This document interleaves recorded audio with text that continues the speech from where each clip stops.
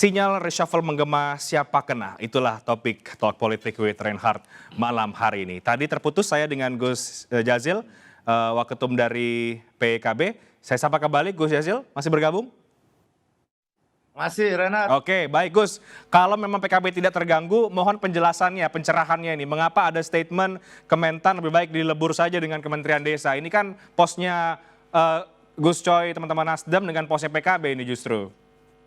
Ya, tentu harus dibedakan ya antara konsep yang rasional dan visioner dengan reshuffle. Yang disebut oleh Gus Muhaimin itu adalah kementerian, bukan menteri. Bahwa Kementerian Desa dengan Kementerian Pertanian itu ada irisan yang kuat sehingga seandainya ini digabung itu akan lebih bagus, bukan mengganti menteri. Nah, kalau harus melebur kementerian itu bukan hak prerogatif presiden semata, tetapi harus mendapatkan persetujuan DPR. Berbeda. Tapi kalau misalkan Pak Jokowi mau mengganti Menteri Pertanian, DT ini juga bisa karena itu prerogatif. Tapi kalau menggabungkan nggak bisa, harus minta persetujuan DPR. Oleh sebab itu, apa yang disampaikan oleh Gus Muhaimin tidak ada hubungannya dengan isu reshuffle, Pak Renat. Sekali lagi, tidak ada hubungannya dengan isu reshuffle Menteri Nasdem, nggak ada. Semata-mata ingin menyampaikan kepada publik bahwa Kementerian Pertanian dan Kementerian Desa, seandainya ini terjadi penggabungan, ini akan lebih baik bagi masyarakat desa atau masyarakat bawah. Terus yang jadi menterinya siapa kira-kira Gus kalau begitu? Mendes atau Mentan? Terserah, mana aja digabung kan terserah. Itu harus menggunakan persetujuan DPR juga. Mau Mendes Mentan, mau Mentan Mendes, monggo saja. Karena ini tidak ada hubungannya dengan reshuffle. Sekali lagi saya sampaikan, ini hanya hubungannya dengan Gus Muhaimin yang memihak kepada masyarakat bawah, utamanya masyarakat petani dan masyarakat desa. Oke, Gus ada tanggapan ketika ada ide menggabungkan dua kementerian yang kemudian akhirnya juga dikaitkan ini soal isu reshuffle lagi-lagi? Ya, yang mengkaitkan itu yang keterlaluan. Berarti Gus Muhaimin ketahuan dong, Gus Muhaimin? Enggak. Jadi ide Caimin itu bagus, sebagai sebuah ide saya kira bagus. Tapi ide itu tidak harus dikaitkan ke reshuffle hari ini, gitu kan? Dan ide itu saya kira juga meskipun bagus, tidak mungkin dilaksanakan periode ini. Tapi ide ini siapapun presiden ke depan itu bisa menjadi masukan yang bagus. Saya kira harus dikaji lebih mendalam. Ya. Karena itu ide yang cukup. Oke, baik. Saya kembali ke Gus Jazil. Gus, berarti kalau kemudian sekarang isunya reshuffle ini tengah menguat, posisi PKB seperti apa dan posisi dan pemerintahan sekarang bagaimana ini koalisi yang sedang berjalan saat ini dengan peristiwa-peristiwa politik yang muncul menuju ke tahun 2024? Ya, posisi PKB tentu sama dengan partai koalisi yang lain, termasuk Nasdem. Ingin mengawal pemerintahan ini sampai selesai tuntas menjalankan semua tugas-tugas dan janjinya kepada masyarakat. Meskipun memang kita harus lihat fakta ke depan, karena momentum pemilu itu juga momentum politik yang dinamikanya diikuti oleh partai-partai, termasuk PKB. Melihat dari keadaan ini, PKB sampai hari ini tidak khawatir dengan menteri-menterinya yang ada di kabinet, apalagi menyangkut reshuffle, karena PKB tahu ini hak prerogatif presiden. PKB hanya menjalankan komitmen dan tugas sebagai partai koalisi, tanpa juga harus mengganggu partai koalisi yang lain. Enggak, kami ini ngurusi urusan kita bersama Pak Jokowi, tidak ngurusi urusannya misalkan partai lain dengan Pak Jokowi, enggak. Urusan kami bahwa PKB sebagai partai politik yang bergabung dengan Pak Jokowi memiliki komitmen untuk mengawal beliau sampai akhir. Dan juga menjaga hubungan baik dengan partai-partai koalisi tentunya. Karena di situ ada teman seiring yang punya tujuan dan visi yang sama. Kaitannya dengan mengawal Pak Presiden Jokowi. Baik Gus, jadi ketika ada partai, katakanlah PDIP ya, yang menyebut mengevaluasi 2 menteri dari Nasdem, menurut Anda bagaimana itu Gus? Ya itu haknya PDIP dan haknya Nasdem. Kami nggak mau ikut-ikut campur dalam urusan itu. Karena apa? Karena bagi PKB, kami ingin mengajak semuanya ya, semua apakah partai yang ada di luar pemerintah atau yang ada di dalam pemerintah, ini agar semua program pembangunan pemerintah jalan. Nah, kalau kemudian saling sentil antar partai, tentu mungkin tidak berpengaruh kepada kabinetnya Pak Jokowi, tetapi kepada perasaan publik akan mengatakan ini kok ada apa, kok saling sentil gitu. Kami enggak, kami ingin semuanya rukun-rukun saja, toh semuanya ingin sama bahwa 2024 ingin pemilu berjalan tertib. Kecuali nanti ada ide penundaan dan lain-lain. Kalau hubungannya penundaan dengan reshuffle tentu nggak relevan kan nantinya. Maksud saya begitu. Tetapi bahwa yakinlah partai-partai politik hari ini, termasuk juga Nasdem, ini sedang fokus untuk menatap ke depan, termasuk PKB begitu. Jadi semua energinya salah satunya selain mengawal Pak Jokowi sampai akhir, juga menatap dinamika politik ke depan. Ya. Tengah menyiapkan mau koalisi dengan siapa ini pastinya Gerindra atau tidak begitu ya Gus Jazil?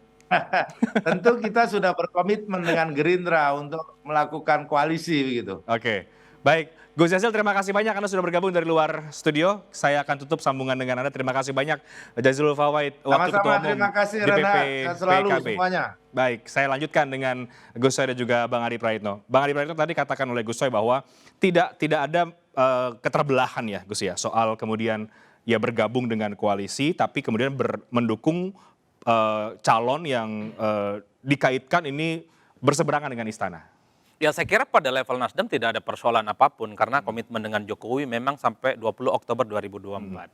Tapi bagaimana bisa menghentikan kritik-kritik tajam dari PKS dan Demokrat yang saat ini sedang melakukan penjajakan dengan Nasdem, yang kita tahu persis hampir 2 periode ini, mereka menganggap apa yang dilakukan oleh Jokowi itu tidak sama sekali sukses. Infrastruktur mereka kritik, hutang mereka kritik, ambang batas presiden 20% mereka kritik, kemudian IKN dianggap proyek ugal-ugalan menghambur-hamburkan uang di tengah krisis dan pandemi Covid dan seterusnya. Ini kan bukan hal yang gampang untuk dikomunikasikan ke publik. Ini yang sebenarnya sampai sekarang belum ketemu nih. Poros koalisi perubahan politik kira-kira kalau sudah deklarasi bersama, apa bunyi keluarnya?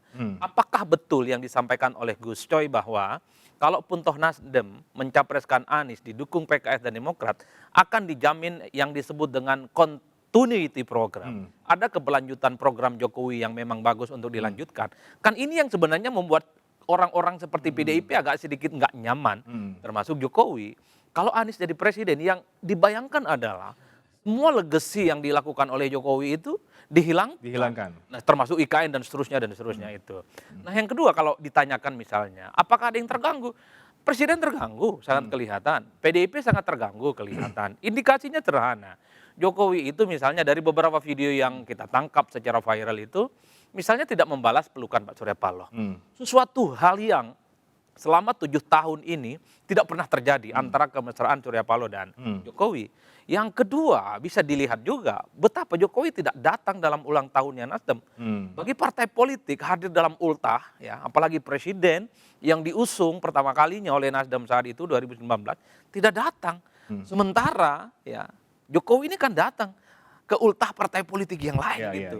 Datang ke Perindo, datang ke Golkar dan seterusnya. Terakhir Hanura bahkan. Bahkan di Hanura. Oke lah tidak bisa hadir karena ada acara di luar negeri. Minimal ada ucapan selamat yang disampaikan secara virtual ataupun melalui telekonferensi yang kemudian bisa ditangkap. Ini karena keterbatasan informasi, karena keterbatasan waktu, membagi ruang yang terpisah dari Indonesia. Tapi itu kan tidak terjadi. Yang terganggu juga adalah elit-elit PDIP. Hasto beberapa saat setelah Nasdem mendeklarasikan Anies langsung bilang biru lepas dari koalisi.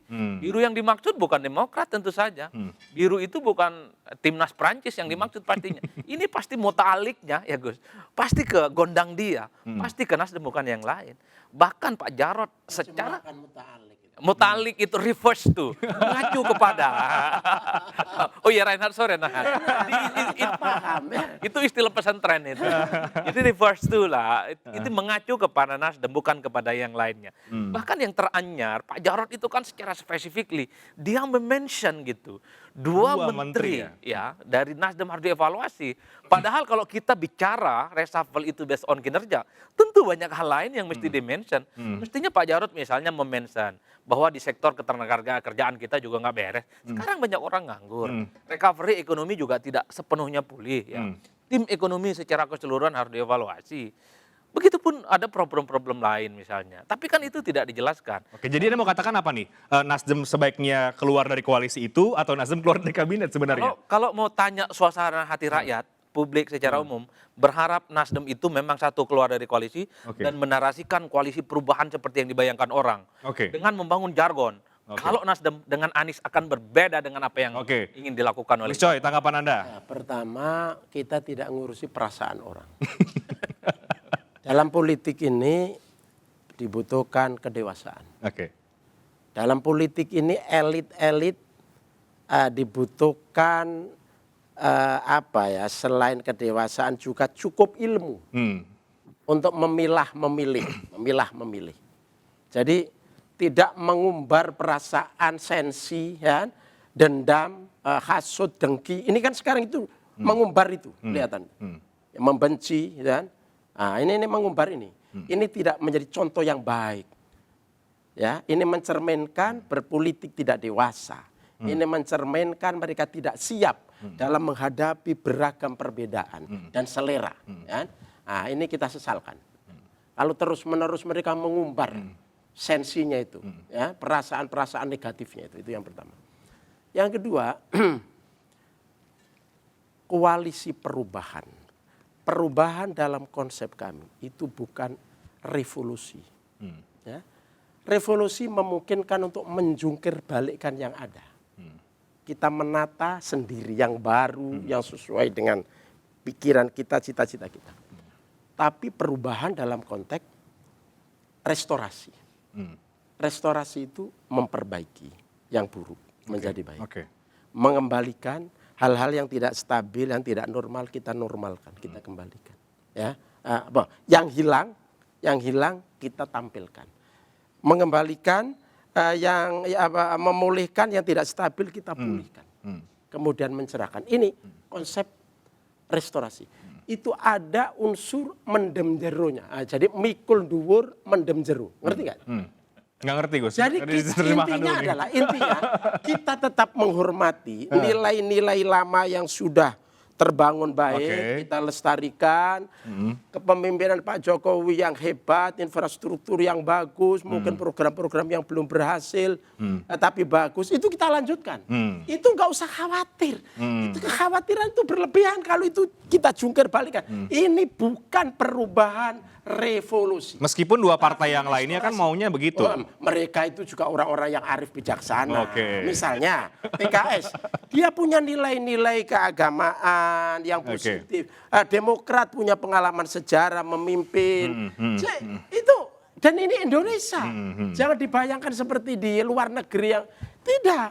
Menarik. Orang Indonesia itu tetap memiliki jiwa, sikap, perilaku, mikul dhuwur, mendem jero. Tetap menghormati siapa pemimpin lama, kita pemimpin baru, ya kan?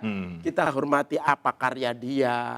Tapi mereka juga menyayangi kita yang baru. Ini konsep ini ada pada nilai-nilai bangsa kita.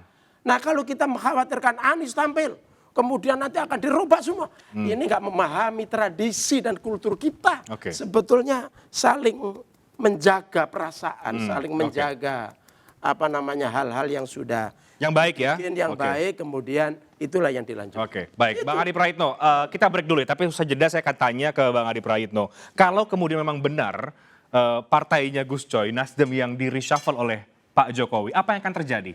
Kita akan segera kembali tetap bersama kami di Talk Politik with Reinhard.